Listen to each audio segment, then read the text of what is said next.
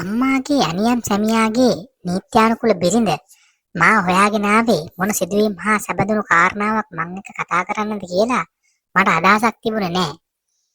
ඒත් කුමක්දෝ බරපතල කාරණාවක් නිසා ඇගේ ඇස්වල තදින් වේදනාත්මක යමක් ලියලා තිබුණු වග මට දැනුණා.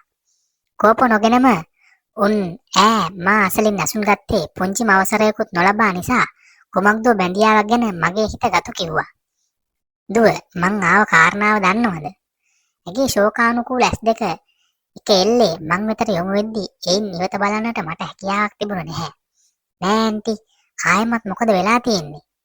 මේ අප හමුවන මුල් අවස්ථාව නොවුනත් ඇයි මේ විදියට මා හොයාගෙන ආවේ? කුමක් හෝ සාධාරණ පිළිතුරක් බලාපොරොත්තු වෙන වග මට හිතුණා. මේ මිනිහා හම්බ කරන සල්ලි වලට මොනවා වෙනවද දන්නේ නැහැ දුව. ගේත් උකස් කරලා තියෙන්නේ. හෙට අනිද්දාට වාරට බහින්න වෙයි. මේ ඊයේ පෙරේදා දැක්කා දෙන්න ජෝඩු දාලා එනවා. ඒව දකිද්දි ඔයාගේ අම්මව මරලා දාන තරම් කේන්ති මට. ඇගේ කෝපය හා මිශ්‍ර වේදනාව වචන වලට පරිවර්තනය කොට මං ඉදිරියේ තියද්දි මටත් අම්මා ගැන අපුලක් වගේම කේන්තියක් නොආව නොවේ. දෙන්නෙක්ට ප්‍රිය වුණත් අනෙක් පාර්ශවයට ගිනි අවුලවන්නක් වෙද්දී මොනම වැඳීමක්වත් පූජනීය වෙන්නේ නැහැ.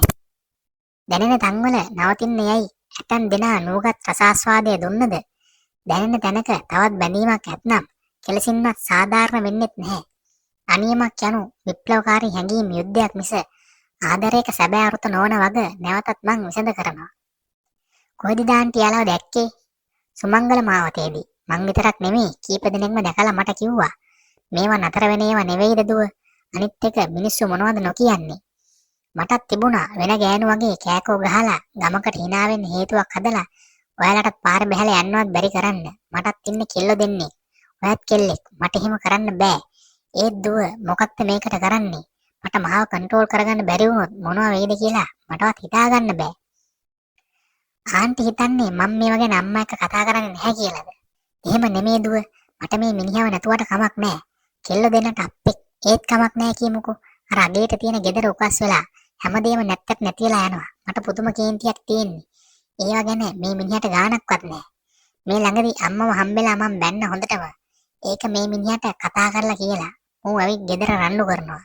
මුන් මරලා දාන්න හිතන එක සාධාරණ නැද්ද දුව? මං ඈන්ටිට වැරද්දක් කියන්නේ නැහැ. ඔයාගේ පපුලේ ඇවිලෙන ගින්දර ගැන මම නොදන්නවත් නෙමෙයි. කියන්න පුළුවන් හැම විදියකටම කිව්වා. බැන්න, රණ්ඩු කරා, ගහන්නද මරන්නද? මං එතනින් නැවතුණා. මේ ප්‍රශ්නේ ළඟ මාත් අසරණයි ආන්ටි. මට මේ දේවල් නොතේරෙනව නෙවෙයි දුව.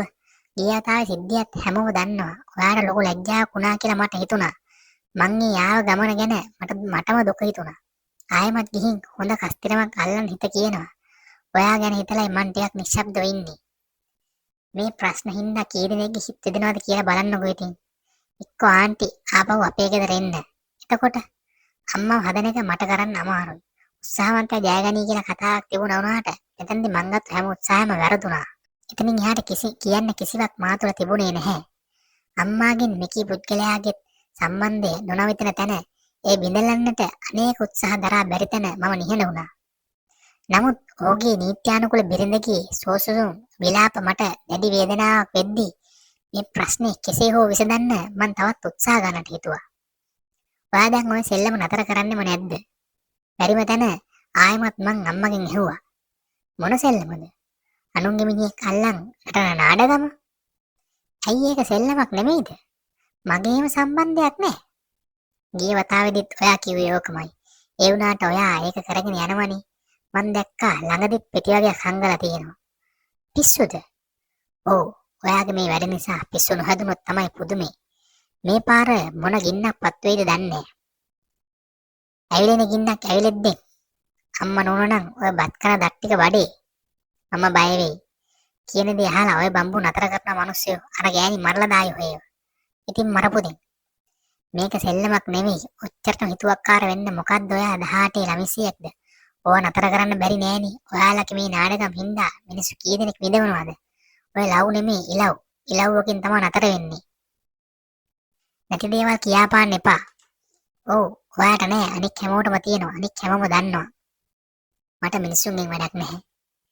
අම්මා එක්ක කතා කිරීම තරම්ම සුසු මට්ටමක පැවතුනේ නැහැ. එගේ මේ වැරද්දවත් වටහා ගැනීම උවමනාවක් ඈතුල නැහැ. ළමිසියක් ප්‍රේම කරන කාලයේ මෙන් අර අනුන්ගේ මිනිස්සයාට ඇලෙන්නටයි ඈ උනන්දු වුනේ. වරදක් ඇතනම් ඉන් මිදීමේ උත්සාහයක් ඈ තුලින් මා කිසිසේත්ම දුටු වෙන්නේ නැහැ. අනියම නම් මේද? අත්තරින්නට බැරිද? ඒ බැරි වෙන්නට ඔය අනියම ඇතුලේ ඇති අමුතු රස කුමක්ද? තාහක් ප්‍රශ්න හිතේ එද්දී ඒකාතකින් මට හිතුනේ අනියමෙන් ස්ථිරසාර ලෙස බලාපොරොත්තු වෙන්නේ ලිංගිකත්වය මැද කියයි. නීත්‍යානුකූල බන්ධනයකදී දෙදෙනා අතර සිදුවන ලිංගිකත්වයේ මදිකමක් තවත් අයෙකුගෙන් නොපිරිහෙලා ලබා ගැනීමට ඇති අවශ්‍යතාවය නිසා අනියමක් පටන් ගන්නවාදෝ කියා වරක මට සිතේ.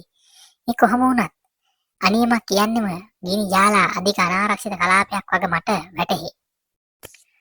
තනිව ගමනක් ගිය දාක අදාළ පුද්ගලයාගේ නීත්‍යානුකූල බිරිඳ විසින් එල්ල කරන පහර කිහිපයක් නිසා සිසුන් වූ අම්මා රෝහල් ගත කළේ ඉක්ුත් සතියේ දිනයකදී. මට ඒ ආරංචි ආවෙත් රෝහල් ගත කරා හෝරා කිහිපයකට පසුවයි. අප්පච්චි මිය ගියාට පස්සේ එක්ක වෙන පිරිමියෙකු හා විවාහ බැම්මක් ඇති කර ජීවත් වෙන දීම පසකලා මේ කරන්නා වූ නින්දිත වැඩ නිසා මට ධම්මා ගැන ප්‍රසන්න ප්‍රතිරූපයක් පැවතුනේ නැහැ. තියෙන හැඟීම ටිකෙන් ටික දියාරු වෙවි යද්දී තනි නොකර බැරිකමට මං ආවම වාට්ටුවේ මිනිසුන්ගේ බැල්මක් ඌව සාමාන්‍ය වුණේ නැහැ. අම්මා දිස බලා නෝන්ජලෙන් hina වෙන ඇතමුන් මන් දිහා බලා අසරණ බැල්මක් එළද්දී එතන සිටීමේ දැඩි අපහසුතාවයක් මට දැනුණා. අනුන්ගේ මිනිහෙක් අල්ලගෙන නැටුවනේ හොඳම වැඩේ. ඔය ගෑන්ට ඔහොම වෙලා මදි.